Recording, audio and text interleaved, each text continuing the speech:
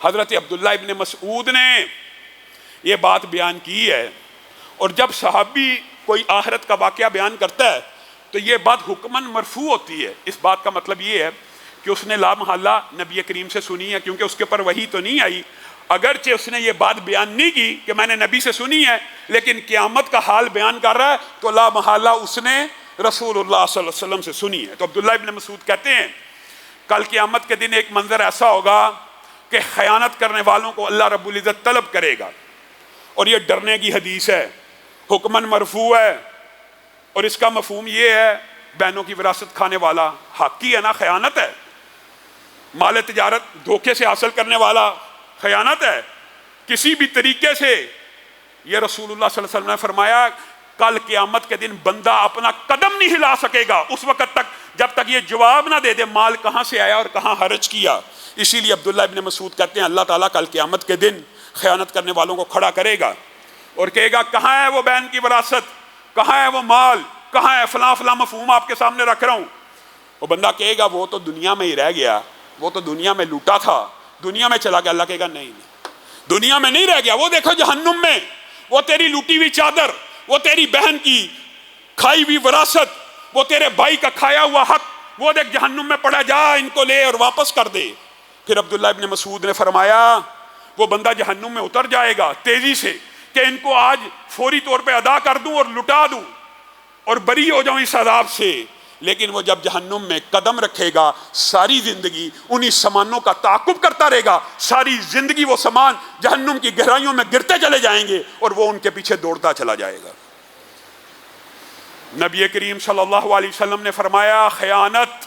اتنا بڑا جرم ہے کہ دو کیسز کل قیامت کے دن آئیں گے جن میں اللہ رب العزت مدعی ہوگا۔ کون مدعی ہوگا؟ اللہ مدعی ہوگا۔ ایک تو یہ ہے کہ آپ اٹھیں گے، میں اٹھوں گا، مجھے فلاں بندے نے گالی نکالی تھی اللہ میں نے جواب نہیں تھا دیا، میں مدعی ہوں۔ ایک تو یہ ہے کیس، ایک تو یہ کیس اللہ فلاں بندے نے میرا اتنا پیسہ دینا، میں مدعی ہوں، آج مجھے اس کے بدلے میں نیکیاں دی جائیں۔ یہ تو انسان ایک دوسرے کے اوپر دعویٰ کریں گے، لیکن حدیث کے الفاظ یہ ہیں دو کیسز ایسے ہوں گے جن میں مدعی اللہ ہوگا، اللہ ہوگا۔ اب بتائے جس دعوے کو اللہ قائم کرے گا وہ مقدمہ ہارا جا سکتا؟ جو دعوی اللہ کر رہا ہے ان میں سے ایک کیس یہ ہوگا کہ کسی بندے نے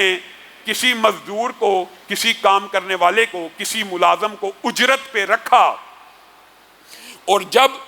ایک دن کی اجرت تھی، ایک ماہ کی تھی، ایک ہفتے کی تھی، جو معاہدہ طے پا گیا،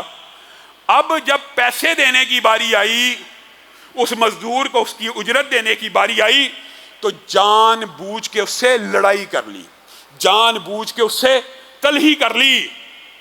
اس نیت کے ساتھ کہ میں لڑ پڑوں گا، اجرت میں کچھ کمی ہو جائے گی، جھگڑا پڑ جائے گا، جب میں جھگڑا ڈال لوں گا لا محالہ یہ بندہ مجھے کچھ چھوڑ کے جائے گا۔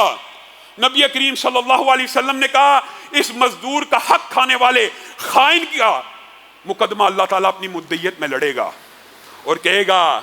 اس بندے سے صرف اس لیے جھگڑا کیا تھا کہ اس کا پورا حق ادا نہ کرے، اب میں اس بندے کا مدعی ہوں، اب اس کو اس کا حق ادا کر۔ اب بتائیے جس کیس کے مدعی اللہ بن جائیں کیا وہ کیس ہارا جائے گا؟ اسی نوعیت کا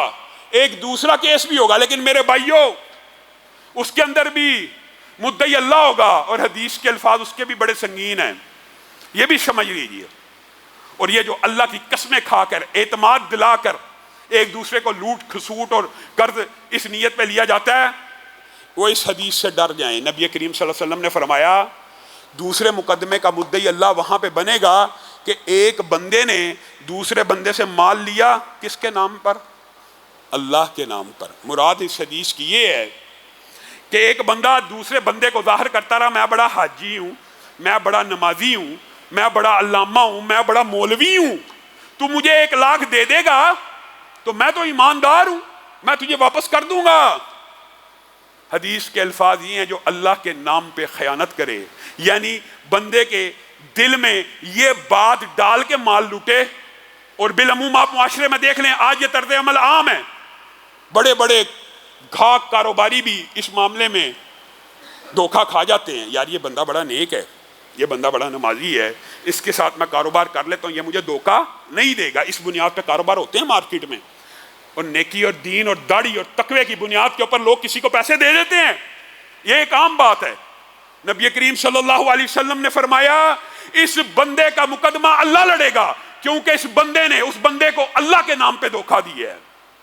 اور اس کے ذہن میں یہ مغالطہ ڈالا کہ میں حاجی صاحب ہوں، میں مولوی صاحب ہوں، میں یہ اللہ سے بڑا ڈرنے والا ہوں،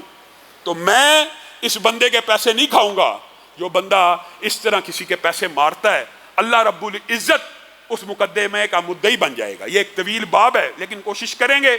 اگلے خطبے کے اندر جو تجارتی اقسام اور جو باتیں رہ گئی ہیں وہ آپ لوگوں کے سامنے رکھی جائیں، اور جو اقسام تجارت کی حرام ہیں مختصر اس کا حد و حال بیان کیا جائے گا۔ ان میں سے آپ کو پتہ سود ایک اتنا بڑا جرم ہے،